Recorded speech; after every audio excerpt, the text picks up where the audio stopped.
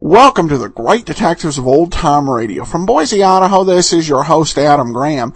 If you have a comment, please send it to me, box13@greatdetectives.net. Follow us over on Twitter at Radio Detectives, and become one of our friends on Facebook, facebook.com/Radio Detectives. Before we do get started, I want to let you know about Netflix. Netflix brings a great world of entertainment right to you, and you can choose the type of programming that you want to watch. It's a wide selection of DVDs with nearly 100,000 titles, plus an ever-growing number of Instant Watch titles. On the Instant Watch, you can enjoy classic movies, such as several Charlie Chan films, Abbott and Costello Meet Frankenstein, and The Third Man starring Orson Welles. There's also some great classic television available, including The Cosby Show, Andy Griffith, The Rockford Files, MacGyver, Mission Impossible, Hawaii Five-0, and Have Gun Will Travel and Wagon Train. You can try Netflix out for free by going to netflix.greatdetectives.net, or if you are one of our Canadian listeners, go to netflixca.greatdetectives.net. Well, today's episode of Sherlock Holmes is called Island of Death.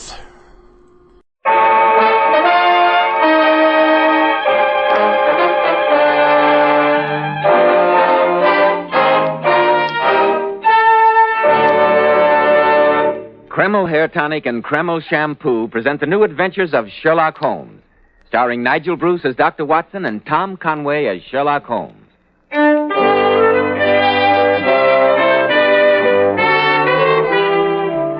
Well, once again it's Monday night and time to call on our good friend and host, Dr. Watson. I'm sure he's waiting for us in his study, so let's join him, shall we? Good evening, Dr. Watson. Ah, there you are, Mr. Bell. I was just having a glass of extremely mellow port. Perhaps you'd care to join me. Thank you, Dr. Watson. You're always the perfect host, just as you are the perfect storyteller. Ah, you flatter me, my boy, though I must confess that the ingredients which make up tonight's new Sherlock Holmes adventure are so strangely assorted that even an old gentleman like myself can hardly fail to make it an exciting yarn. And just what are the ingredients in tonight's story, Dr. Watson? Well, let me see. Take an almost deserted island set deep in a Scottish loch. Sprinkle it generously with the following assorted selections of humanity. 1 measure of evil scientist, a faint wisp of human skeleton, a considerable pinch of fat lady, a handful of professional contortionist, and a dash of midget. Agitate these ingredients well, then add to the mixture a detective by the name of Sherlock Holmes and a certain doctor with the name of Watson. Season generously with fear, danger, and sudden death. And you have the recipe for the story I call The Island of Death.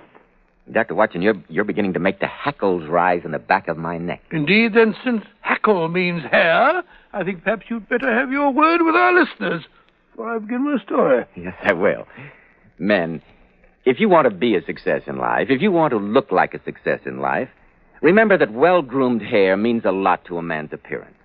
I've heard so many men complain lately that the hairdressing they use is too greasy or too highly perfumed, that it leaves a sticky and flaky residue on the hair. That's why I urge you to try Kreml Hair Tonic. This highly specialized hair tonic has just enough light oil to keep hair handsomely groomed, every hair in place, with a rich, healthy-looking luster. And it gives hair such a natural, well-groomed appearance. Yet Kreml never leaves hair looking or feeling greasy or sticky. This is because Kreml contains a special combination of hair grooming ingredients which is found in no other hair tonic. After you apply Kreml, just run your hand over your hair. Notice how delightfully clean your hair feels. So tempting for the ladies to touch. Notice how no greasy film comes off on your hand or hat band. Kreml always gives hair such a handsome, clean-cut look, as if you just combed it. And it keeps it that way all day long. Kreml, Kreml Hair Tonic. Now, Dr. Watson, how about the new Sherlock Holmes story, The Island of Death? Well, Mr. Bell, as I told you, most of that exciting adventure took place on a tiny island in the Scottish Lake District. However, it began innocuously enough, as so many of our adventures began, in our rooms at Baker Street. It was on a stormy September evening, and Holmes and I were seated on either side of our fireplace. I remember after dinner that he began to analyze the old cliché that truth is indeed stranger than fiction. I can almost hear him now as he said, "My dear Watson, the true picture of the criminal world is stranger than anything which the mind of man could invent." "Oh, I'm not sure that I agree with you, Holmes. The police reports and the papers are usually quite undistinguished and dull." True, old chap, but that's the fault of the reporters. Depend upon it, Watson, there's nothing so unnatural as the commonplace. Oh, let's put it to a practical test. I pick up the evening paper. Here is the first heading upon which I come. A husband's cruelty to his wife. Now, there's half a column of print, and I bet you that without reading it, I can tell you the gist of the trouble. I accept your bet, Watson. Give me your deduction. Oh, it's not very hard. There is, of course, the other woman. The extra drink, the push, the blow, the bruise, and the sympathetic sister or landlady. The crudest of writers could invent nothing more crude. Your example is an unfortunate one for your argument, old fellow. Very fortunate. The article to which you refer is the Dundas separation case. The husband was a teetotaler. There was no other woman, and the conduct complained of was that he had drifted into the unfortunate habit of winding up every meal by taking out his false teeth and hurling them at his wife. An action which I think you will agree is not likely to occur to the imagination of the average storyteller. Hurling false teeth? Oh, absolutely fantastic. Quite. What else can that be? You expecting a visitor? Yes, Watson, I am. And he might well prove a client who will point out the moral of our little discussion. Oh, what makes you say that? The gentleman calling on me is a distinctly colorful personality by the name of Stephen Singer.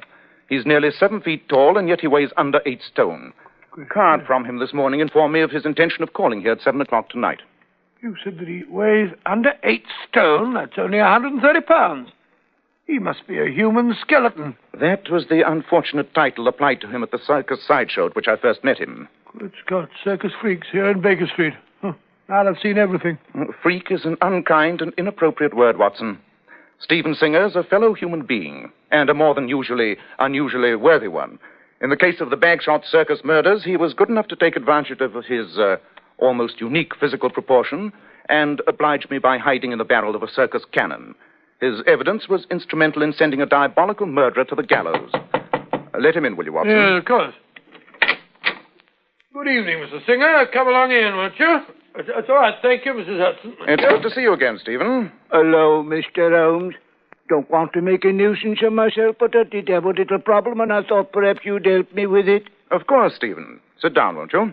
By the way, this is my colleague, Dr. Watson. How do you do, Doctor? How do you do, Mr. Singer? My friend was just telling me that you once helped him in a murder case. Oh, that? That's nothing. Just slipped myself into the cannon barrel and heard one or two things I wasn't meant to. Nevertheless, your help was invaluable, Stephen. I shall be only too happy to do what I can to repay the favor. What's your problem? Well, perhaps I'm imagining things and perhaps I'm not. But wouldn't you say it was a rum thing if a professor offered me and 3 of my pals from the circus 50 quid apiece to go to some island in Scotland for a week? Yes, indeed. I should say that's extremely odd. Can you give me a few more facts? Well, Mr. Holmes, this professor come to the circus 3 nights ago when we was playing at Stafford at a bow. What was his name? Professor McElwraith. Funny-looking cove with a bushy red beard he was. Indeed. I've heard of the gentleman. I understand that he is something of a rebel in the medical profession. He returned from Vienna recently, where he's been studying under Dr. Freud. Dr. Freud? Never heard of him. You will, Watson, you will. Uh-huh. He devotes himself to the psychological aspects of the human body. Pray continue with your story, Stephen. Well, Mr. Holmes, he approached me and 3 of my pals. And who are those pals? Well, there was Bill Carew, the major we call him. He's a midget. And there was Belle Brackett, the fat lady. And the third was a bloke who joined the circus 2 days ago. Jeff Walner's his name.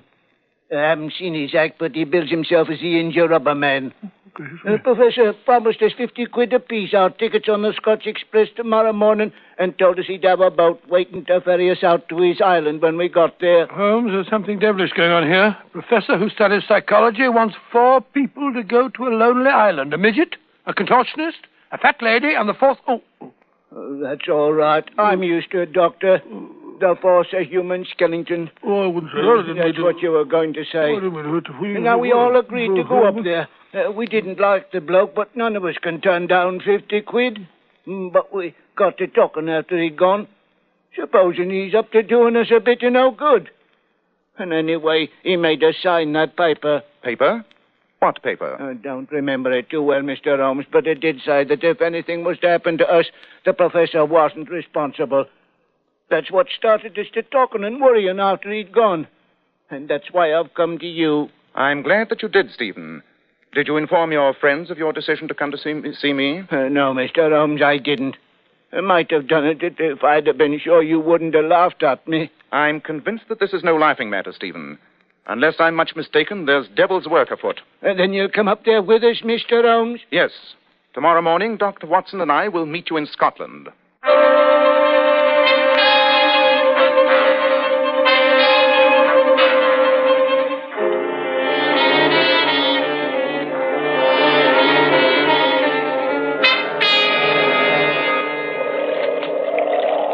Well, the lake looks extremely choppy, Holmes. The boat's quite small. I hope it's not too far to the island.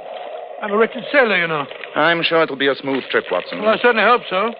Hello? Here comes Singer with the other three. Great Scott. What strange-looking traveling companions. Well, since they traveled on an earlier train, I think it's time to have Stephen introduce us. Hello, Stephen. Hello, Mr. Holmes. I'd like you to meet some pals of mine. Dr. Watson, Mr. Holmes, this is Miss Bell Brackett. Careful, Bell. Watch your step on the gangplank. Well, dearie, got to be a strong plank to roll me up. How are you, Mr. Holmes? Dr. Watson? How do you do? How do you do? Well, thank you. This is Bert Olney. Mr. Holmes, Dr. Watson. How do you do, son? Don't know what you do on the bill, governors, but I can kick the back of my head with both feet at once. Oh, really? Very useful, I should imagine. Providing you're not standing up. What's your act, gentlemen? Act? Well, we haven't exactly got an act. Just regard us as friends of Stephen's. We thought a little trip to the Highlands might do us good. Huh. It'll do me 50 pounds worth of good. That's all I know. Put 50 more pounds on me, dearie, and I'd explode. And this is Bill Carew, the Major, we call him. And Dr. Watson, Mr. Sherlock Holmes. How do you do, Mr. Crew? Gentlemen, I do hope this isn't going to be a long journey.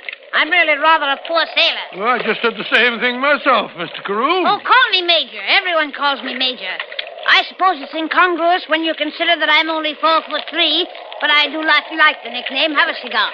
Cigar? Oh, no, thank you very much. Well, Major? we're all aboard, Mr. Holmes. Might as well get going, I suppose. Why not, Stephen? All right, Captain. We're all here. You may as well get started. Dr. Watson, Yes, Mr. Alden? do me a favour, will you? Give us a scratch between the shoulder blades. Give you a what? A scratch between the shoulder blades. Oh, That's it. As soon as we crossed the border, these Scots fleas started to bite on me. Thank you kindly. A starlit night, Watson, and a spanking breeze. I wonder what adventure lies in store for us. I have a feeling that Professor McIlwraith may not be too glad to see us.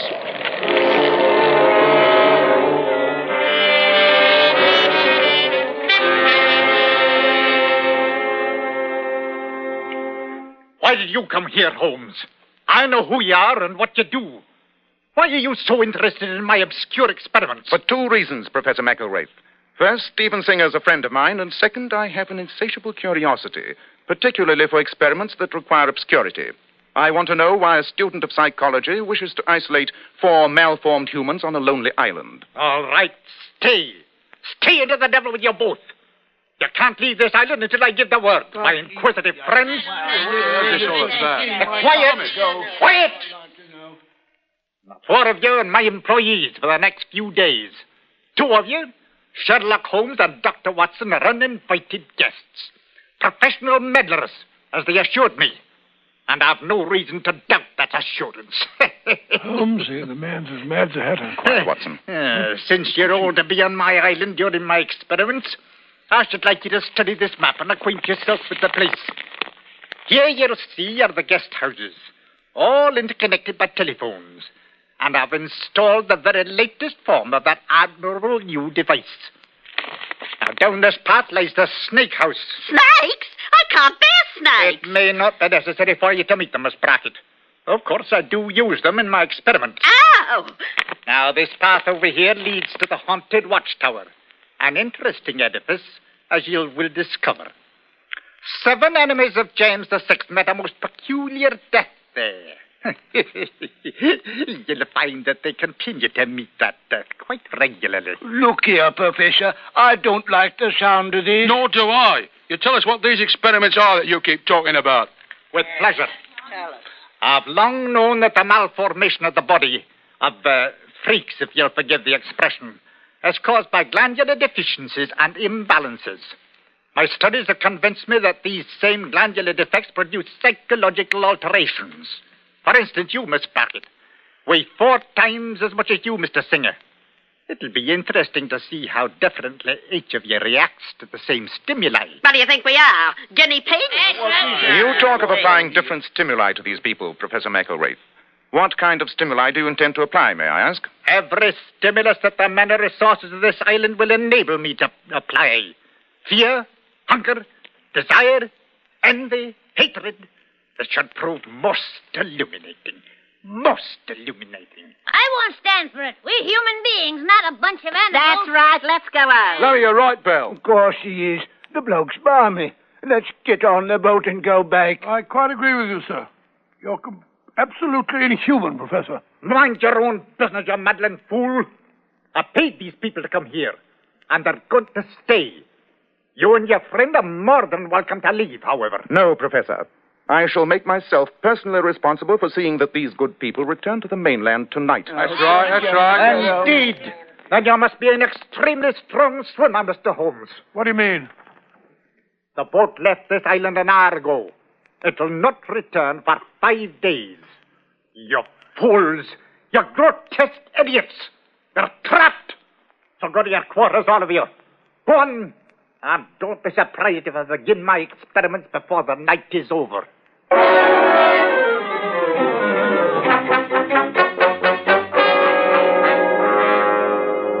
Well, Holmes, if we are marooned on an island with a madman and 4 members of the circus, I suppose we might as well make the best of it. Oh, dear. I think I'll turn in. What the devil's that? The telephone. Wretched instruments. They're just a passing fad. They'll never catch on, you mark my words. Yes, what is it?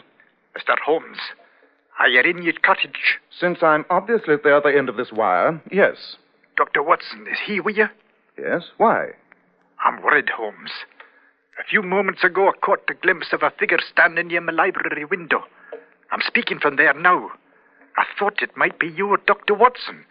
But if it isn't, I'm afraid... And well, you might be, if only of your own conscience. I'm afraid of them, the freaks. They're so angry. They might will... I'd hardly blame them. If you're frightened for your safety, the best thing to do is to let us all leave here at once.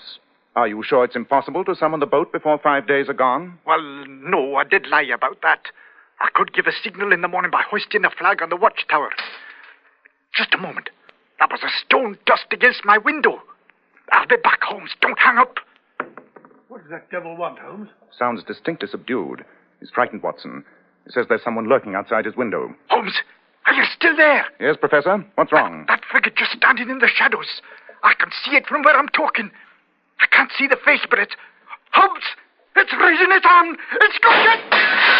Oh! I'm afraid it's murder, Watson. Quick, we must get over to the big house as fast as we can.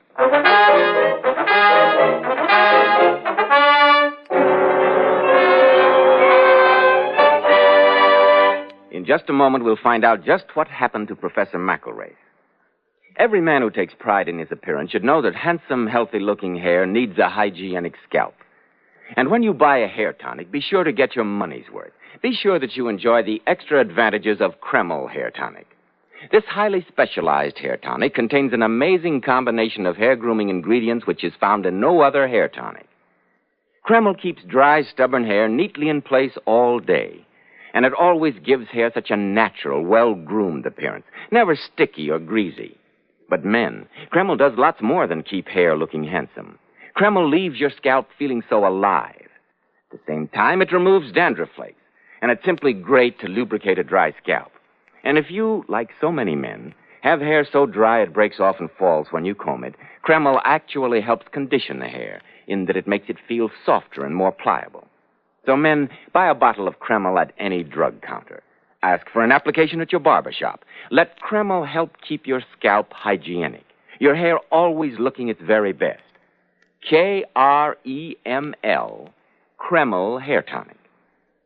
Well, Dr. Watson, when you got over to the big house, did you find Professor McElwraith was dead? Yes, Mr. Bell, a quick examination of his crumpled body told me that he was beyond mortal aid. Holmes lost no time in examining that room of death. This crime isn't very hard to reconstruct, Watson. The dead man was standing here as he spoke his last words to me on this telephone. Yes, and the window is beside the instrument. The glass in one pane is shuttered. Yes, at a height of approximately 5 feet. Now, the professor was shot in the temple. He was about 6 feet tall. The line from his wound through the broken pane would indicate that the killer stood out there in the rose garden. What's up, Mr. Holmes? Yes, we heard a shot. Anyone get hurt, dearie? Yes, I'm afraid they did. Professor McElwraith has just been murdered. Murdered? Well, can't say I'm sorry. Perhaps not, Major, but the fact remains that his killer must be brought to justice. By the way, only 3 of you are here. Yes, where's Bert Olney, the contortionist? I don't know. He went straight to his cottage when we got back from the big house. That's the last I saw of him. You know, it's a funny thing. I was only half awake, Mr. Holmes, but I thought I heard 2 shots, about 5 minutes apart. 2 shots? And Bert Olney has not appeared? We must go over to his cottage at once.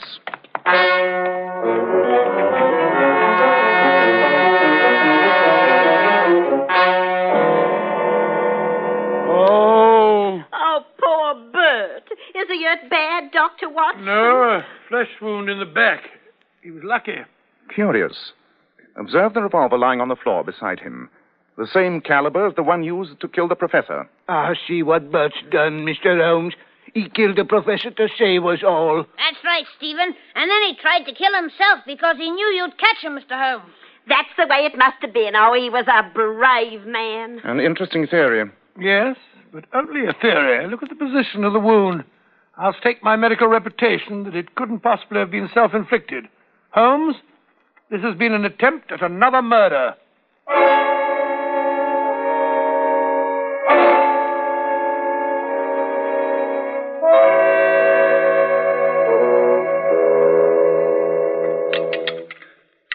More coffee, Watson? No, thank you, Holmes. I've drunk a blasted gallon and I'm still sleepy. And I've smoked almost the entire supply of tobacco I brought on this trip, and I'm still very wide awake. I asked questions until well after midnight. And what did I learn? The servants all alibi each other. Precisely. And that of our party of 4, no one is able to provide an alibi for the other. So that it must be one of them. As ill-assorted a group of suspects as we ever met. Yes. It's a strange business. Why the attack on Olney? The professor, yes, that's quite understandable. But why Olney? What singled him out from the others? Well, I don't know. He's a contortionist, but he's perfectly normal-looking. He doesn't seem like a freak. Of course. That's it. Thank you, Watson. You've given me the other end of the thread. Oh, have I? Round up the others and bring them to the haunted tower. Dawn is beginning to break, but before we hang that signal for rescue, I shall find the answer to this bizarre problem.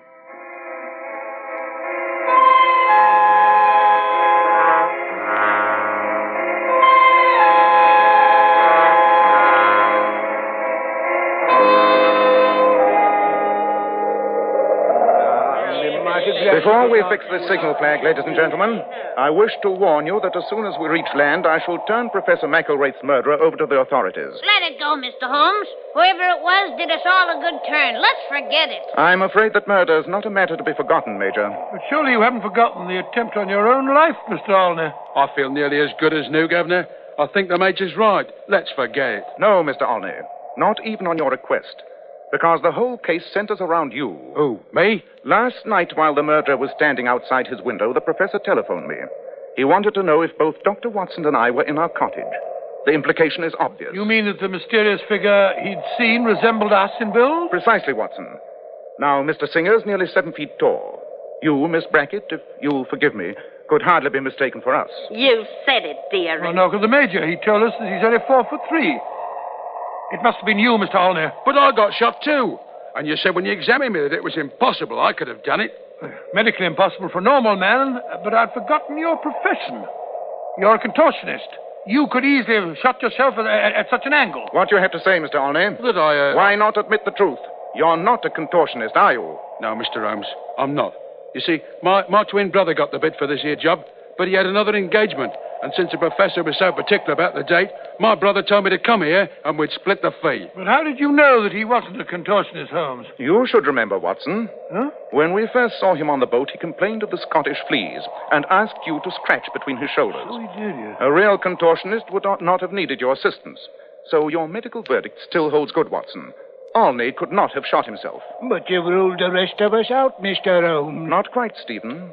The simplest answer is that the mysterious figure that the professor described was disguised. Disguised? That theory would be confirmed by the fact that the killer, when he was in the garden, saw the professor standing at the telephone and deliberately attracted his attention by throwing a pebble at the window. Look here, Mr. Holmes, the sun's well up.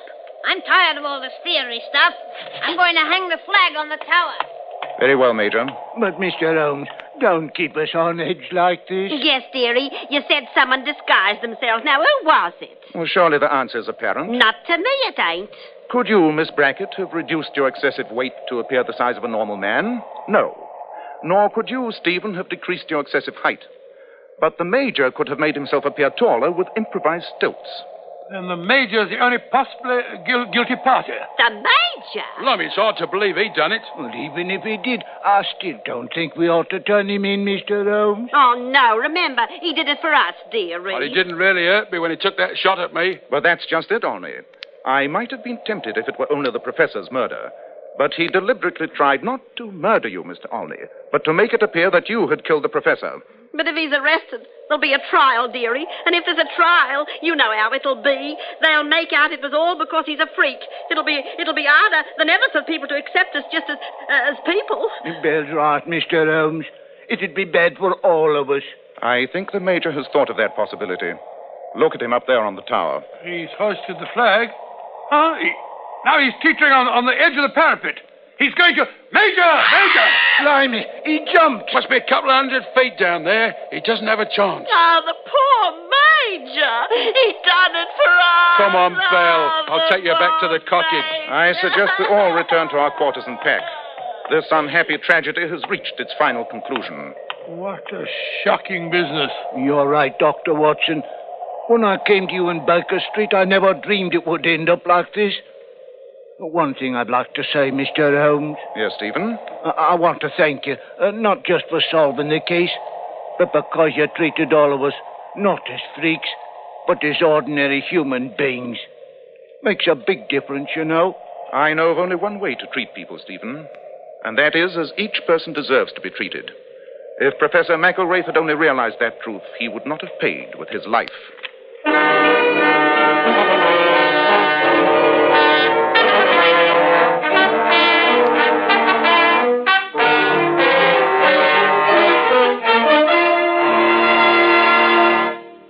When you girls go out on an important date, you naturally want your hair to appear just as beautiful and lustrous as it can be.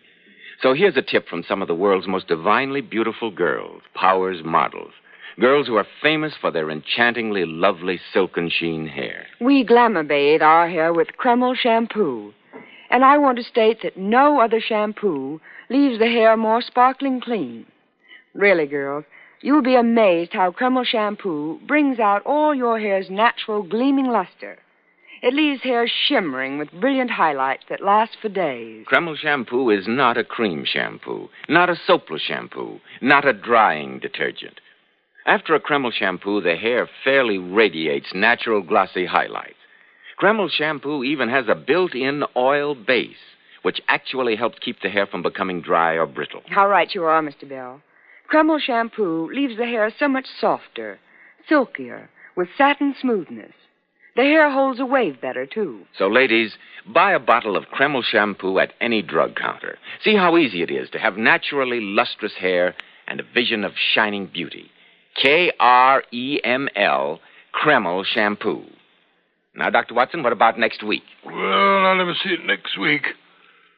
Well, now, next week, I think I'll tell you about another of our encounters with the infamous Professor Moriarty, and how Holmes deduced that an apparently unimportant robbery in a Sussex vicarage was in reality part of a plot that threatened the safety of all England. I call it The Strange Adventure of the Pointless Robbery.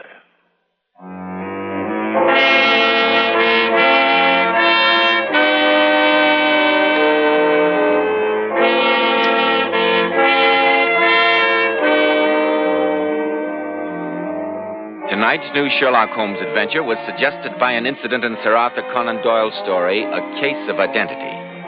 Nigel Bruce appeared through the courtesy of California Pictures, Tom Conway through the permission of Eagle Lion Pictures. The Sherlock Holmes series is produced by Tom McKnight, with original music composed and conducted by Alex Steinert. This is Joseph Bell speaking for Kreml Hair Tonic and Kreml Shampoo, and inviting you to be with us next week at this same time, when Dr. Watson will tell us about the strange adventure of the pointless robbery.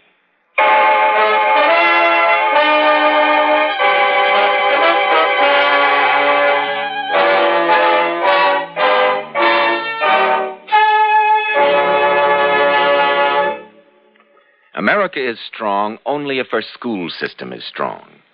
Today it's overcrowded and inadequate. So support your Parent-Teachers Association. Do all you can to improve conditions in America's schools. This is ABC, the American Broadcasting Company. Welcome back. A surprisingly sensitive episode of Sherlock Holmes. And like I've said before, these type of episodes can be tied more directly into the dehumanizing experiments the Nazis did, and how it affected people after the World War II era, and kind of changed their thinking. So we kind of see that at work here. We do have some comments here, first from Jim, who says, Adam just started listening to the podcast. They are great. I really love the Basil Rathbone version of Sherlock Holmes and the Bob Bailey version of Johnny Dollar. Although Edmund O'Brien is not bad. Questions. Whatever happened to Petri Wine, the Sherlock Holmes sponsor of 1945 to 46, with Harry Bartell as the announcer? Is your theme song at the beginning of your podcast from any radio show? Keep up the good work, from Jim in Maryland. Well, in answer to your question, Petri Wine was not totally done in the world of radio. After the 45-46 season concluded with Basil Rathbone, they actually went ahead and they sponsored the Casebook of Gregory Hood, which was a summer replacement show over Mutual that became a permanent program when Rathbone opted not to come back. They also were sponsors of a 1949 to 50 series over ABC with Ben Wright as Sherlock Holmes. What happened to Petri is that in 1951, Petri actually stopped making wine, sold their wineries, and just marketed the wine. It appears to have, the particular brand seems to have gone out sometime during the 1980s, though there is another brand of wine that I found while researching this that went by Petri label. I don't think it was actually related. In terms of our opening theme music, that actually comes from the closing theme of Pat Novak for Hire. It's like a 15 or 20 second snippet of a closing theme that runs about 2 minutes. Got a comment here from Jim who says, hello Adam, I enjoy your shows very much. I've been watching the Father Brown series that you mentioned. When will it start broadcasting? Not quite sure on that question. None of the Father Brown TV series can be used, and I'm not sure when or if PBS ever plans on rebroadcasting those. They've been those were from the 1970s. Comments that we really miss the Abbotts, one of the best series that you have aired. If you have something more along those lines, we would love it. My wife and I listen to the daily broadcast every night together. Thanks again for your work, Jim and Janice. Well, thanks so much. In terms of shows like the Abbotts, the closest we have is Mr. and Mrs. North, and that's about it. There weren't all that many of the couples detective shows. There were 4 that there's any sort of number. There's a couple of one-shot programs out there. But we definitely have Mr. and Mrs. North on the list, and I plan on listening to It's a Crime, Mr. Collins. The only reason I haven't listened to that series more is just because I like the Abbotts so much and the show borrowed a lot of elements and storytelling, even down to titling the episodes by colors, that I wanted to give some space between me and the Abbotts so I wouldn't be comparing It's a Crime, Mr. Collins too much to the Abbotts. But we like to have a good balance and good mix of all detective programs. And also I'm trying to be careful not to run out of any given type of detective show too quick.